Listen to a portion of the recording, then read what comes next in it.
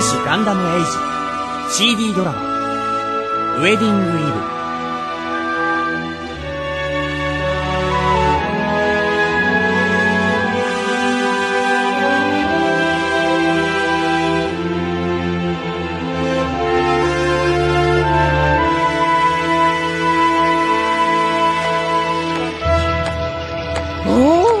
懐かしき我が故郷トルディアよ。熱き青春の時を過ごした思い出の地よ。って2年ぶりくらいじゃそんな考えも湧かないな。宇宙港の中だからあんまり見た目も変わってないし。おーいマシル。シャービーよー久しぶり。元気にしてたか？うん、元気。シャービーは？見ての通り相変わらずだよ。ほんの数年くらいじゃそんな変わんないよね。でも立場は変わった。大学を卒業して今年から社会人だ。それは僕も同じ。でこれからどうするんだ？一度実家の方に顔出すのか？家には後で寄るって言ってあるから、このまま会場のホテルに向かうつもり。じゃあ行くか。下に車止めてあるんだ。ありがとうシャービー。やっぱり持つべきものは学生時代の友人だね。よく言うぜ。最初からそのつもりで連絡くれたんだろ。いよいよ明日だな。アセムとロマリーの結婚式。まさかこんなに早く結婚するなんてな。俺なんかまだ全然そんな気にもなれねえよ。右に同じ。もっともその相手もいないけどね。つうか結婚式の会場になる一流ホテルを丸ごと1個借り上げるってどうなんだ？どんだけセレブなんだよ。仕方ないんじゃない？アセムのお父さんは連邦軍の総司令官だし、ロマリーのお父さんも連邦軍の将校。きっといろんな基地とかから招待客が来るんだよ。警備の問題もあるだろうし、リゾートウェディングとかそんな感じだって言うじゃない？トルディアはリゾート地じゃないけどな。おかげで僕たちも普段泊まれないようなホテルに泊まれる。お前それが狙いかよ。ま、理由の一つではあるかな。でも一番大きな理由は、ホテルに泊まれば時間を気にせずアセムと飲み明かせるってこと。シャービーもそのつもりなんだろ？飲み明かせるかどうかは疑問だな。アセムにとっては明日が本番なんだからさ。確かに。とにかく会場のホテルに向かおうぜ。下手すりゃアセムたちと話す時間すらなくなっちまう。いっぱい客も来るだろうからな。だね。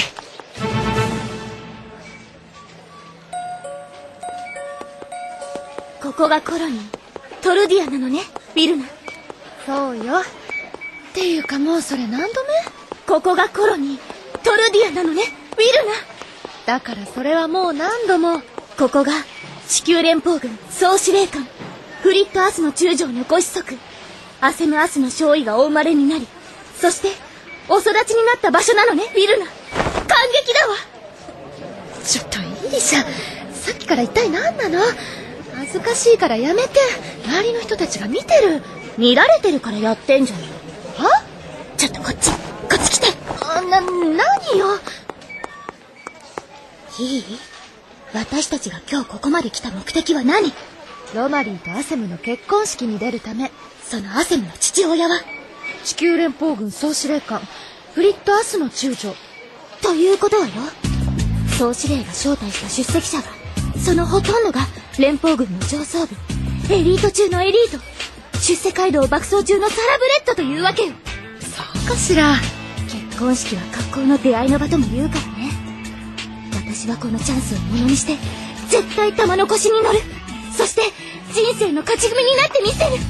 総司令のお知り合いだとみんなおじさんばっかりなんじゃ。アルグレアス参謀長の例だってあるじゃないのさ。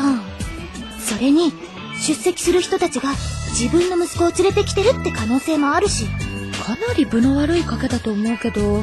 つまりさっき私が無理やりアセムを持ち上げてたのはそういう人たちへのアピールよ。この周りの人たちの中に総司令の招待客がいるかもしれないしね。それ多分というか間違いなく考えすぎ。壁に耳あり障子に目ありって言うでしょ。どこの格言かは知らないけど、多分使いどころと使い方の両方を間違えてる。とにかくどこで誰が見ているのかわからないんだからお上品に振る舞うこと。いいわね。はい。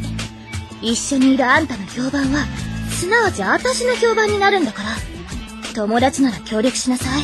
わかった。わかったわかった。軍を辞めて地球の民間企業に入ったあんたはよりどりみどりかもしれないけどさ、こっちはそうじゃないのよ。うちだってそうじゃないわよ。いつまでも若いふりはできないんだし。わかるでしょ？そろそろ決めておきたいとか思うじゃない。私はもう少し自由に暮らしたいって思ってるけど。はい、どうぞ。よ、アセム。緊張して顔真っ青になってたりしないか？シャーウィー、マシル、来てくれてありがとう、二人とも。地元でやるんだ。来ないわけにはいかないだろ。僕はちょっとした旅行気分だけど。お久しぶりね、シャーウィー、マシル。いやあ、ロマリー。相変わらず綺麗だね。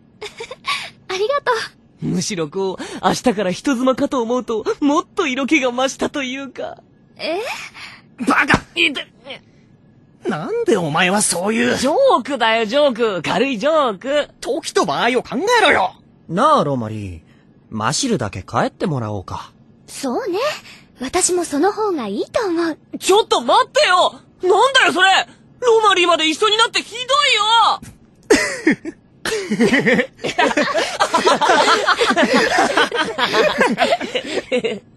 なんだか、学生時代に戻ったみたいだな。ほんとね。あの頃は、バカな話して、笑ってばっかりだったからな。ああ。ゼハートのことは残念だったけど。ああ。うん。そうだね。バカ。何？前から思ってたけど、お前ってほんと空気読めない時あるよな。なんでだよ。あの頃の話になれば、ゼハートの話題は避けられないだろ？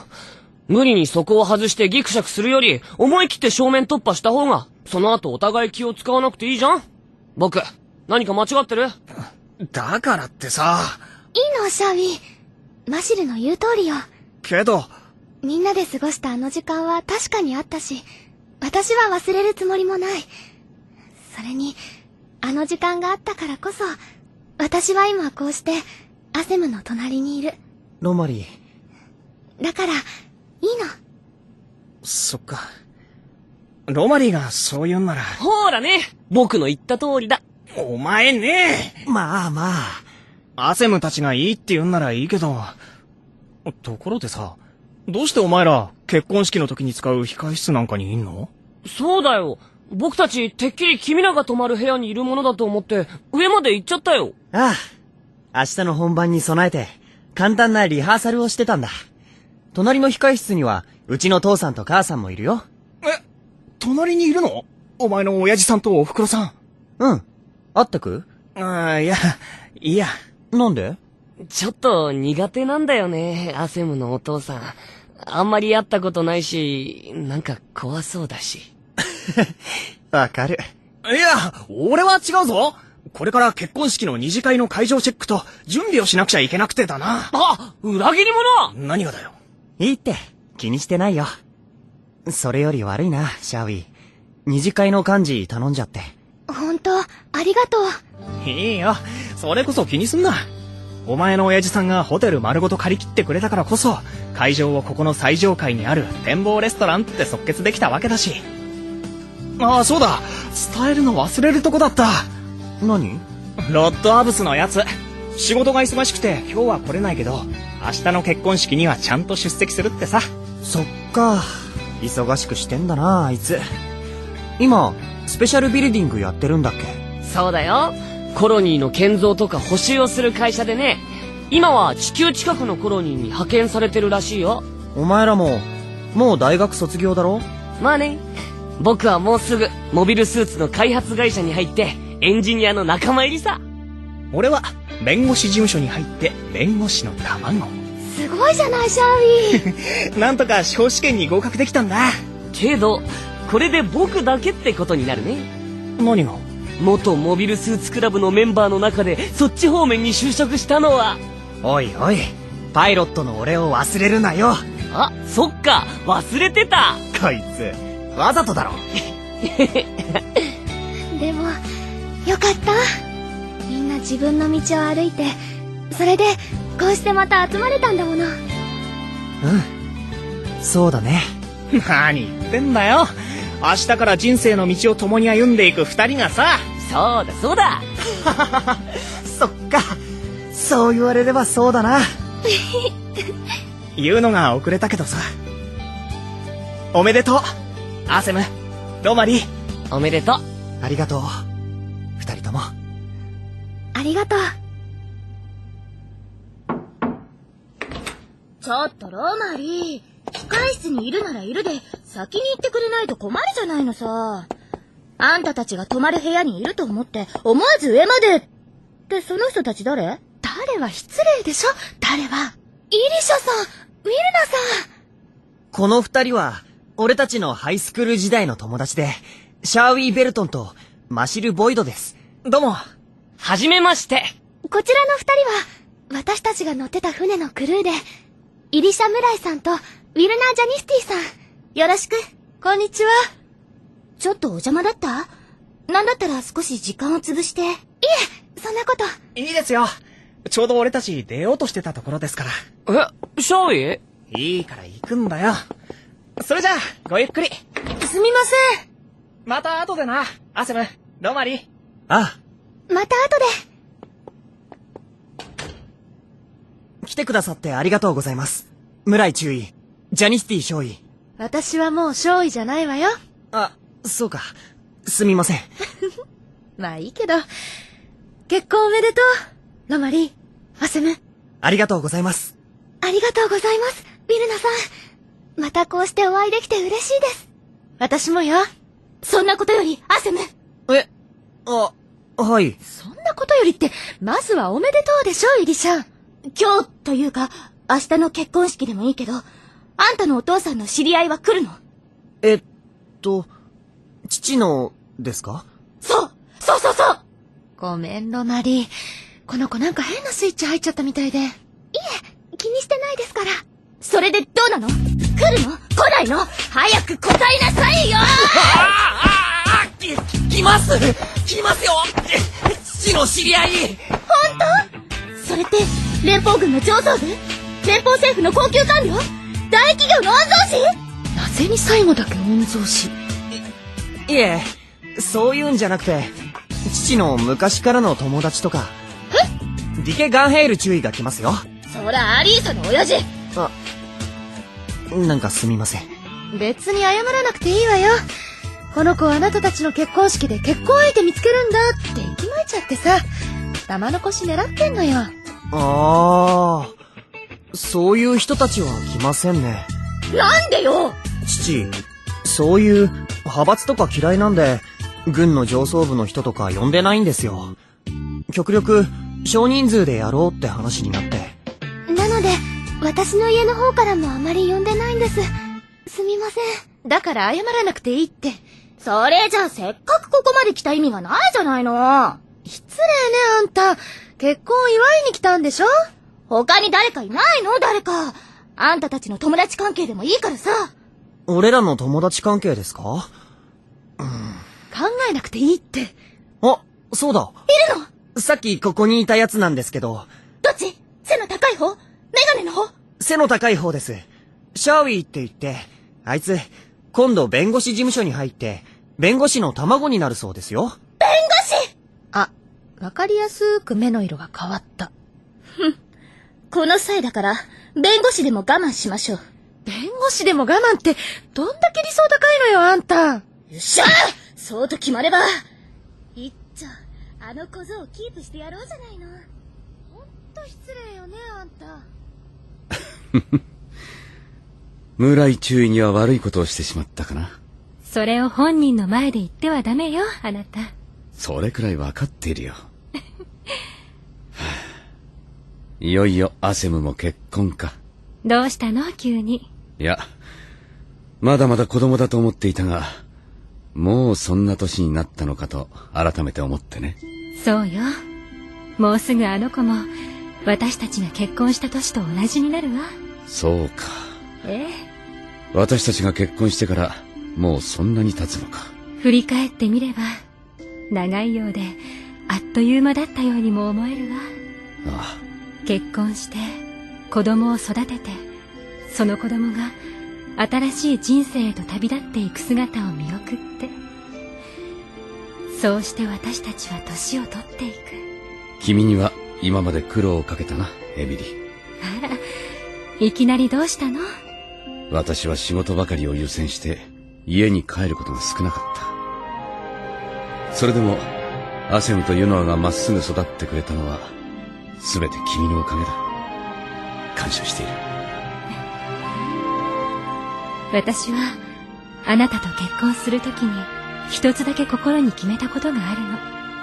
この人は大きな志を胸に抱いて大空へ戦いを挑みに行くような人だから、私はその羽が疲れた時に休めるような宿り木になろうって。その思いは昔から変わっていないし、今もあなたが救世主になれると信じてる。ありがとう、エミリー。愛してる。私もよ。これからも苦労をかけてしまうと思うが。大丈夫。任せてよ、フリッ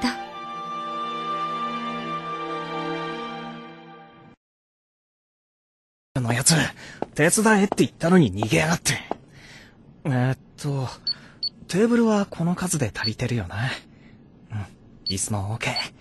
花は明日配送してもらう約束だし、料理もここの厨房で作ってもらえる。あとは。こんにちは。こんにちは。さっきアセムたちのところに来た、イリシャさん。すごい。どうして覚えてるの？あれだけの短い時間だったのに。人の名前を覚えるのは得意なんですよ。綺麗な女性は特に。綺麗。よっしゃ、脈あり。なんでもない。ちなみに、俺の名前は覚えてます？俺の名前。あなたは確か、シャーウィーです。シャーウィーベルトン。そう、シャーウィー君。それで、何かご用ですか？だってここ、明日の二次会の準備のために開けてもらってるだけなんで。食事でしたら同じフロアの。そうじゃなくて、お手伝いに来たの。お手伝い？二次会の準備してるって聞いたから、なんか大変そうだな、私にもお手伝いできないかなと思って。お邪魔だった？いえ、そんなこと。と言っても、大してやることもないんですけど。そうなんだ。でも助かります。テーブルとか椅子は店の配置のままでいけますけど、飾り付け用のサイドテーブルとか、メッセージボードとか、やらなきゃいけないことがまだ残ってたんですよ。ほんと？よかった。それに、こういうのって女性目線っていうか、女性のセンスも重要ですし。ご期待に添えればいいんだけど。かなり期待してますよ。何よ、しょっぱなからいい雰囲気じゃない。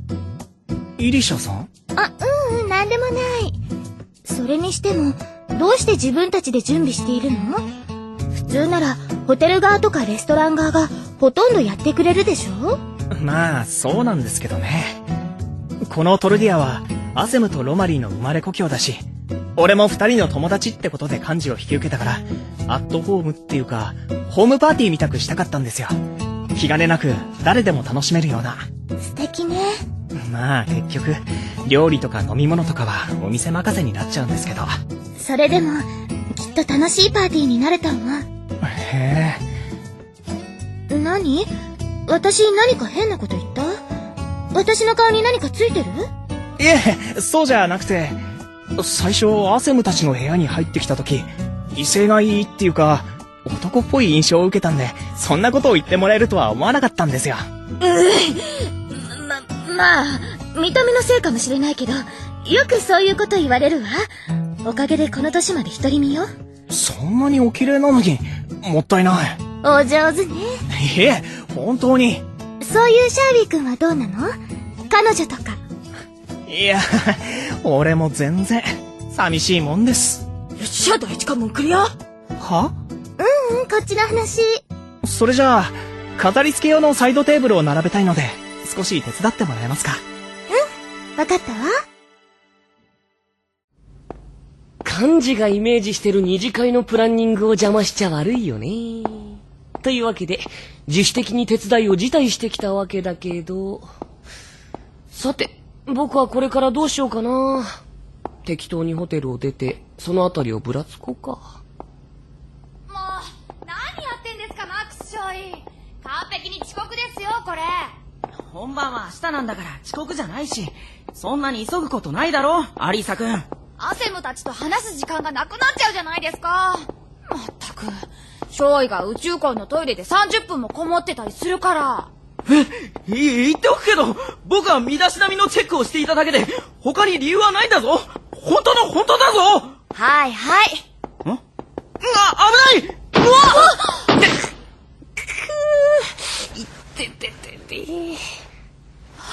っごめん、急いでたから。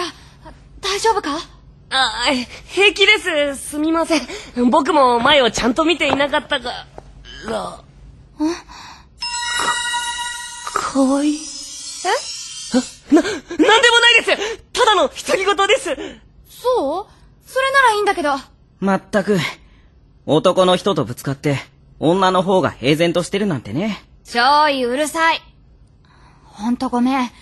怪我とかしてない？本当大丈夫。平気です。そう、よかった。さあ、急ぎましょう、少尉。だからそんなに急ぐ必要ないって。軍の人たちですよね。アセムとロマリならリハーサルをしてたとかで控室の方にいますよ。うわ、そうなの？間違えて上まで行くとこだった。助かったよ。じゃ、また。はい。今の人、少尉に似てませんでした？いや、似てないよ。いや、似てますって、マジで。本当に可愛かったな。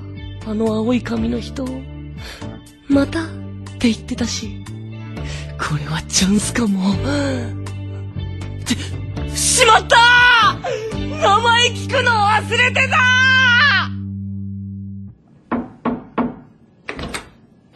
やっほー！久しぶり、アセム、ロマリー。アリーサ、マックス少尉も。やあ、久しぶりだね、二人とも。俺たちがディーバから転属して以来ですね。ウィルナさんも来てたんだ。少し前にね。イリシャも一緒だったんだけど、今どこにいるのかはあまり言いたくないわ。どういうことなの、ロマリー？それは、ちょっと。まあいいや。まずは結婚おめでとう、アセム、ロマリー。おめでとう。ありがとうございます。ありがとうございます。それから伝言。親父はやっぱり仕事が抜けられないらしくて、明日直接来るってさ。オブライト中尉にも連絡してみたんだけど、やっぱり、俺は出席できない。二人におめでとうと伝えてくれって。そうですか。何も遠慮することないのにな。遠慮じゃないと思うけど。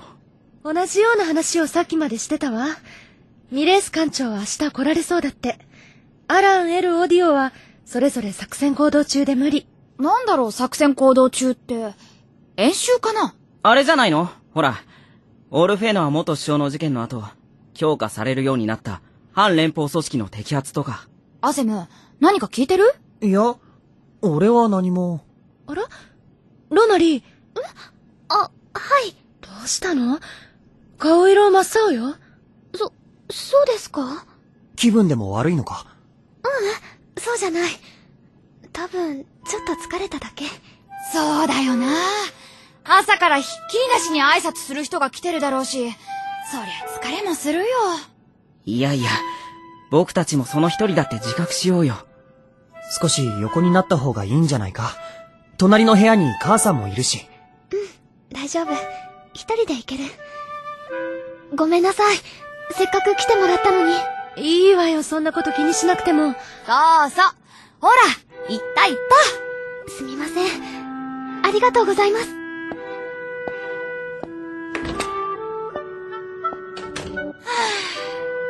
やっぱ結婚式っていろいろ気苦労があるんだろうな。ああいうのを見ると私当分結婚はいいやって思うわ。そういう人ほど早く結婚したり子供産んだりするのよ。いやいや、ありえないっすよ。マジでマジで。本当は素敵な人いるんでしょ？アセム。まさか。はい。何です？今日は、ユノア君って来てないの？ユノアですか？ユノアなら、結婚式の人数チェックとか、進行表の確認とかを任せているから、多分自分の部屋にいると思いますよ。そっか。そうなんだ。自分の部屋ね。ユノアがどうかしたんですか？なんでもないよ、なんでも。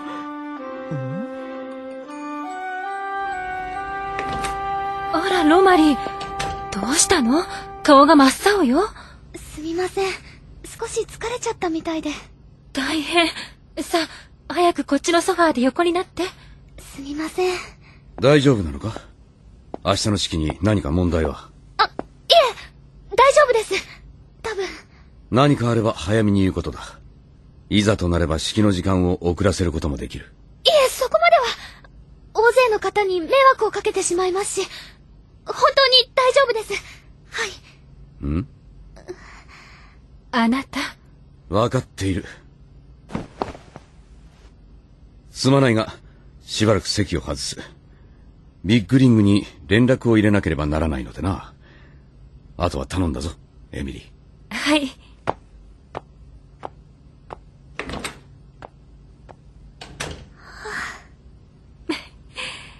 あの人の前だと、まだ緊張する？いえ、そんなことは。本当に？すみません。まだちょっと緊張します。いいのよ。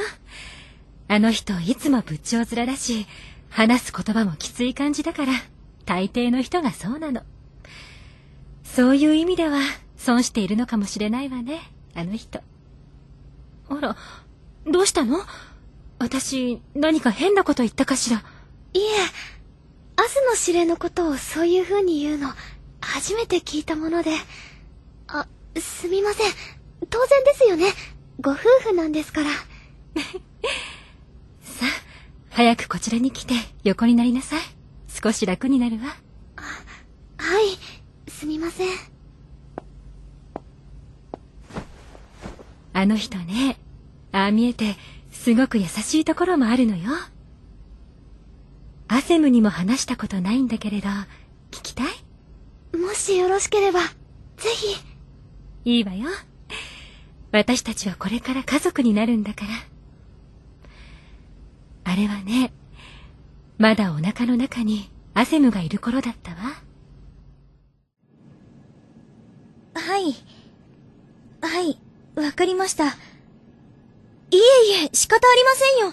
お仕事なんですから。はい。では、明日9時に宇宙港へハイヤーを手配しておきますので。はい。失礼いたします。まったくもう、これで何件目よ、宿泊のキャンセル。確かに、お兄ちゃん関係もロマリーさん関係も、軍人だから忙しいのはわかるけどさ。もう、ウェディングプランナー面白そうとか言って、全部私がやるとか言うんじゃなかった。はい、どうぞ。こんにちは。お邪魔していいかな？ハードウェイ少尉。どうぞどうぞ、入ってください。じゃあ、失礼して。本日はお越しいただき、ありがとうございます。いえいえいえ、こちらこそご招待に預かり。それで、何かご用ですか？いや、アセムに君が忙しそうにしてるって聞いてさ、何か手伝えることはないかと。平気です。準備は全部終わってるし、今は電話番してるだけみたいなものですから。そう。はい。ハ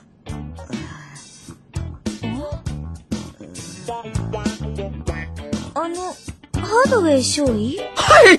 私に何か。なんていうか。ほら！前に軍の病院でお世話になったじゃない？はい。少尉が訓練中に足をくじいた時。そう！その時、すごくお世話になったから、一言お礼が言いたかったっていうか。気にしないでください。仕事ですから。そうだよね。でも、僕にとってはあの3日間の入院は大切な3日間だったっていうか、運命の3日間だったっていうか、忘れられない思い出っていうか。だから、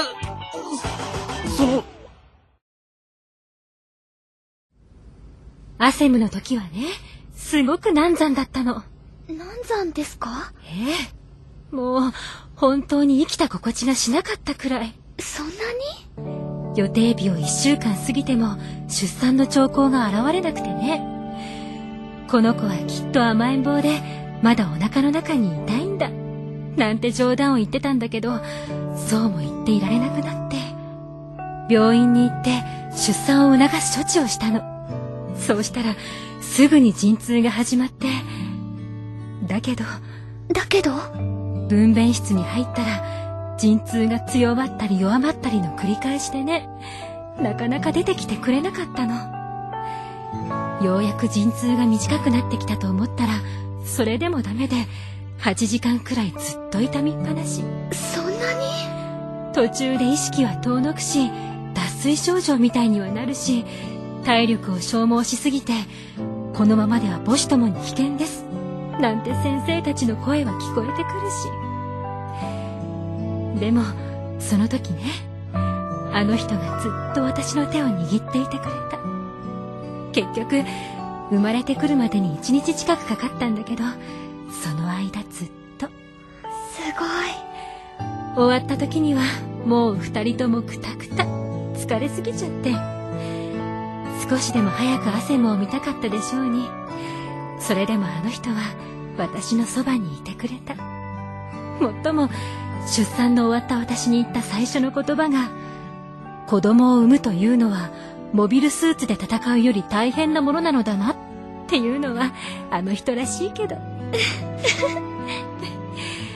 そんなことがあったから、ユノアの時にはあの人会議を全てキャンセルして3日間もスケジュールを空けてね。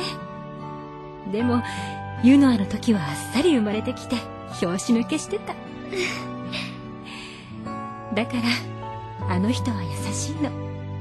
ただちょっと不器用だから、それを表に表すのが苦手なだけ。素敵なお話ですね。そうでもこの話は内緒ね。あの人恥ずかしがるから。私もアセムとそういう風になれたらいいな。なれるわよ、絶対に。はい。さあ少しお休みなさい。お水をもらってくるわ。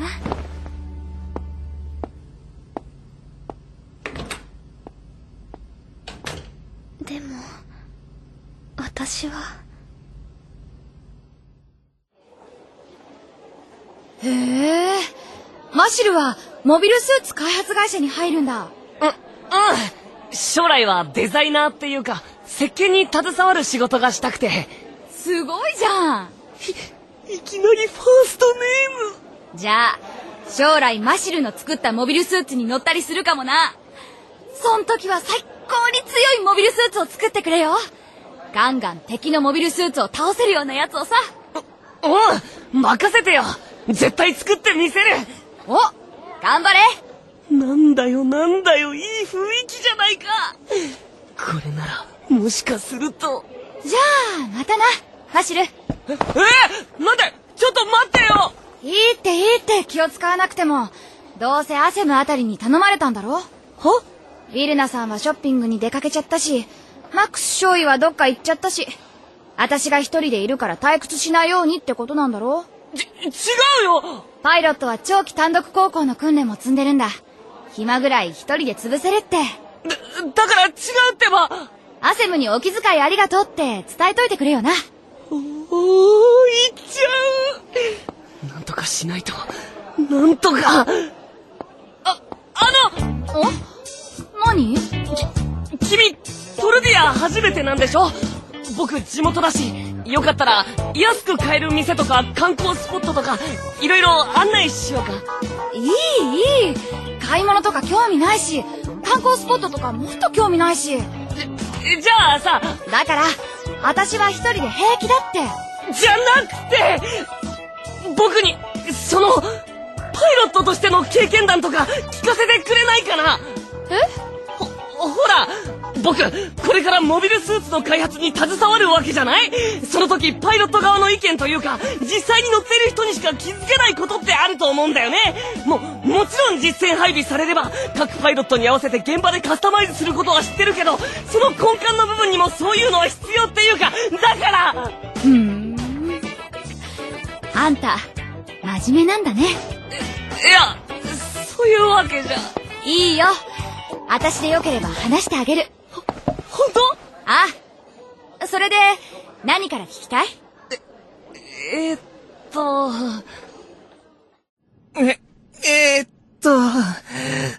イリシャさん？そんな他人行儀じゃなくて、イリシャって呼んで。なんで、そんなに顔が近いんですか？さあ、なんでだろう。なんで、俺の両手を掴んでるんですか？さあ、なんでだろう。なんで、俺の上に馬乗りになってんですか？さあ、なんでだろう。なんでじゃないですよ、マジで！いやーね、準備が終わって気が抜けた時に、たまたま転びそうになって、あなたの上に馬乗りになっちゃっただけじゃない。だったら早くどいてください。こんなところ他の人に見られたら誤解されます。私は別に誤解されても構わないけど。あ、むしろ誰か呼んじゃう？誤解される気満々。それに、私の気持ちは誤解じゃないし。もう、わかってるんでしょ？ああ、すみません。僕はてっきりアセムの結婚式で結婚相手を見つけようとしたんだけど、軍の上層部とか来ないから弁護士の事務所に入る僕をキープ目的で狙っているんじゃないかと。私がそんな女に見える？女の人はみんな女優だって言いますし。どんなに優秀な女優でも自分の心に嘘はつけないわ。なんか持って回ったような会話してますね、俺たち。だったらもっとストレートに行きましょうか。こうすれば嫌でもわかるでしょ。ちょっと待って。顔近い。待って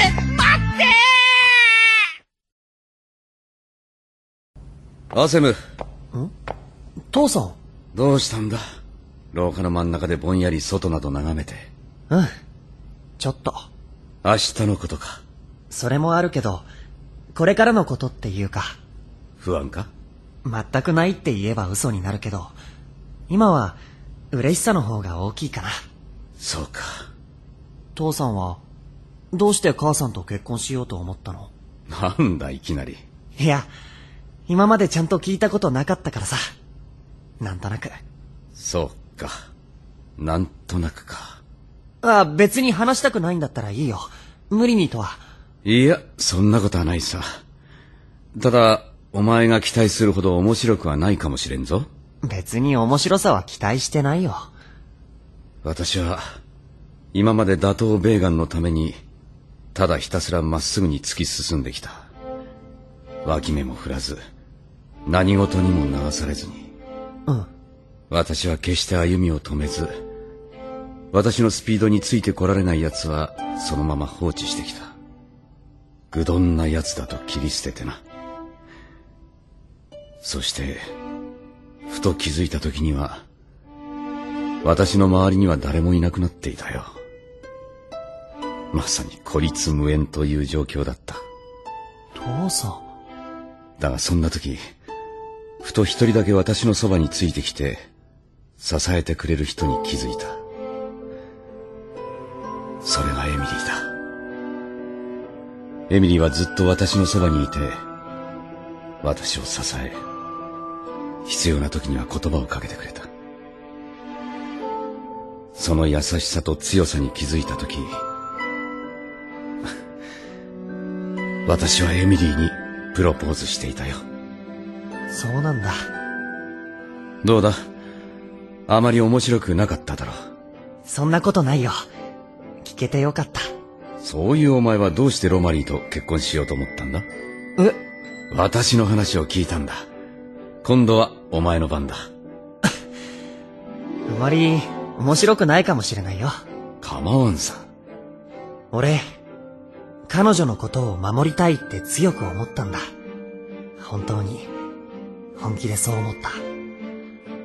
そうしたら、なんか視界が開けたっていうかさ、周りの人たちもそうなんだって気づいて、自分の守りたいもののために戦って、そうしたら、もっともっと強く彼女のことを守りたいって思って、それでプロポーズした。そうか。しかし、こういう話は酒が入っていない時にするものではないな。そうだね。ちょっと照れくさいや。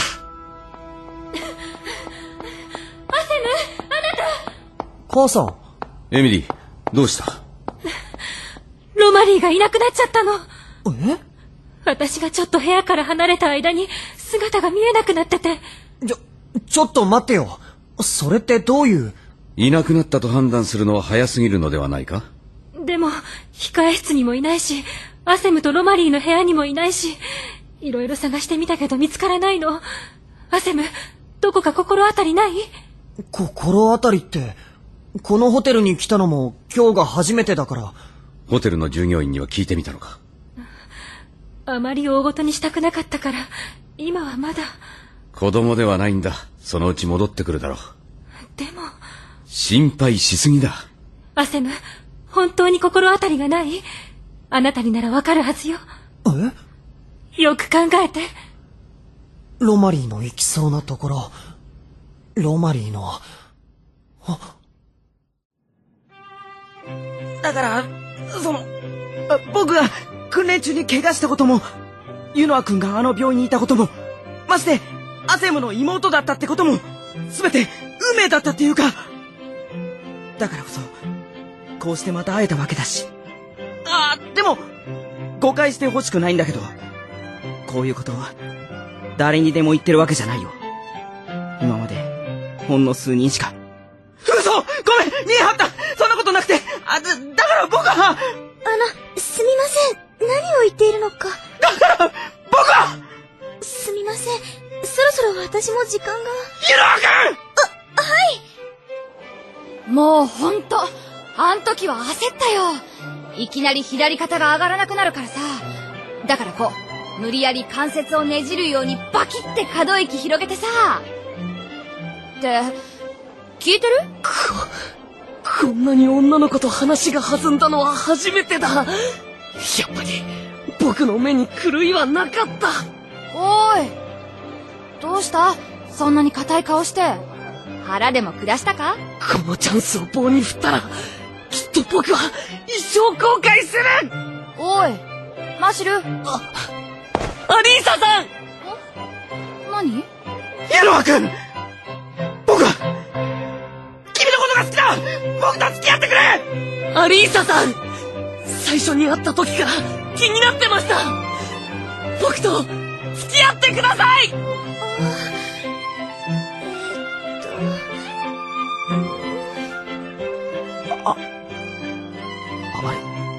ダメ？いえ、ダメっていうか、少尉のそのお気持ちは嬉しいんですけど、私と付き合うということは、そのことを父に報告しなきゃいけませんけど。ハスの指令に。やっぱり無理そうですね。いや、無理じゃない！心の準備をする時間さえもらえれば、いつでも。いいですってば、気にしてませんし、それに、私。びっくりした。いきなりそんなこと言うんだもん。っていうか、告白されたのは初めてだし。じゃあでもな、私、父みたいな背の高くて、凛とした人がタイプなんです。父ちゃんみたいな、ドンとした体型の人がタイプなんだよな。だから、ごめんなさい。だから、悪いな。待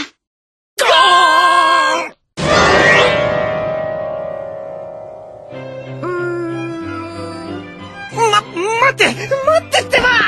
年上の女性も悪くないものよ。いや、そうじゃなくて、俺。何よ。何？俺、本当は男の人が好きなんだ。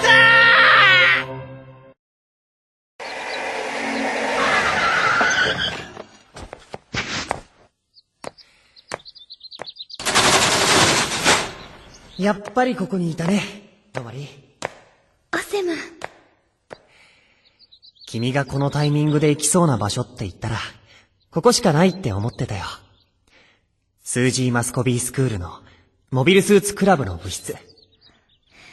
最初に来てくれる人は、あなただって信じてた。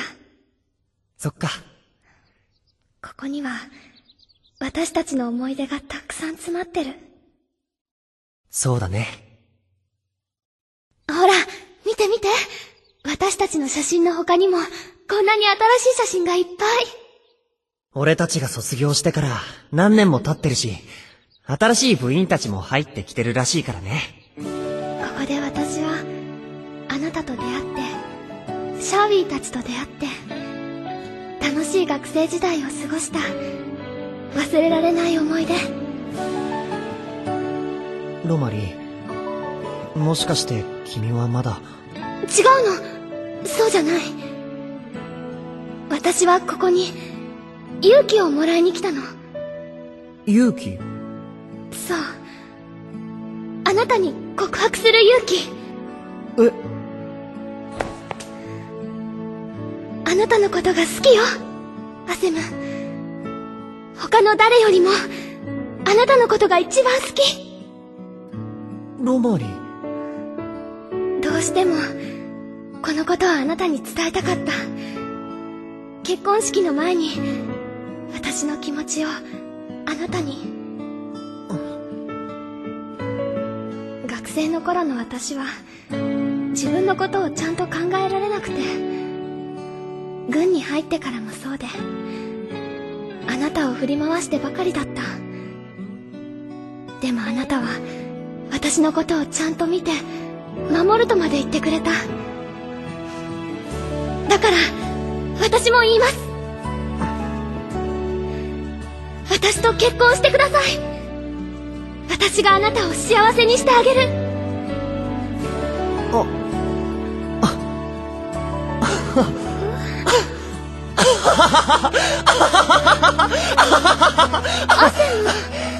かっこいいよ、ロマリー。それで、どうしよう。俺、めちゃくちゃ嬉しい。アセム。結婚しよう、ロマリー。家族になろう。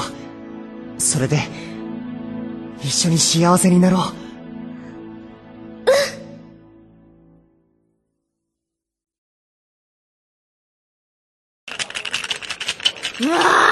もうなんなのよ。やってらんないわよ。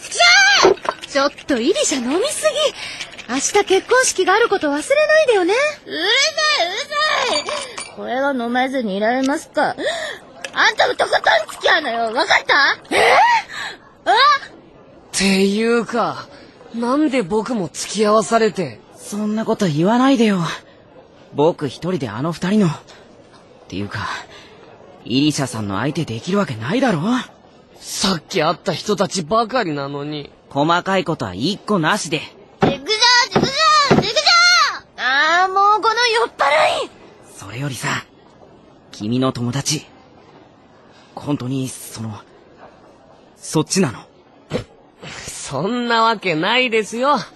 あいつ、学生時代から一人の女の子のことをずっと好きだったんですから。今日もこっそり見たら、その子の写真まだ財布に入ってました。その子って誰？とっさのこととはいえ、バカな言い訳したよな。結局、イリシャさんも傷つけちゃったし。いつまでも未練がましくこんな写真持ってるから。シャーウィーさん。ごめんなさい。驚かせちゃいました？いや、いいんだよ。ぼーっとしてた俺が悪いんだし。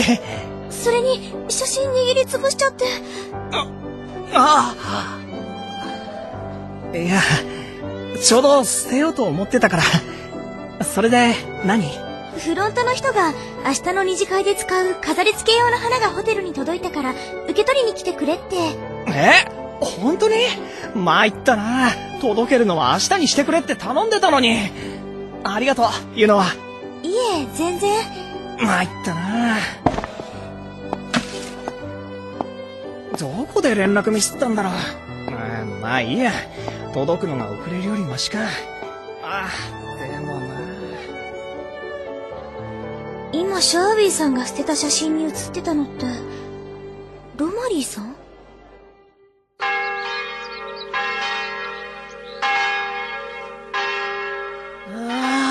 頭痛い。だから飲みすぎだって言ったのに。気持ち悪い。胃が痛い。アセムたちが出てきた。おめでとう、アセム。おめでとう、お兄ちゃん。おめでとうアセム、ロマリー。おめでとう。おめでとう、アセム。ありがとう、みんな。ありがとう。ねえ、アセム。私、今すごく幸せよ。俺も。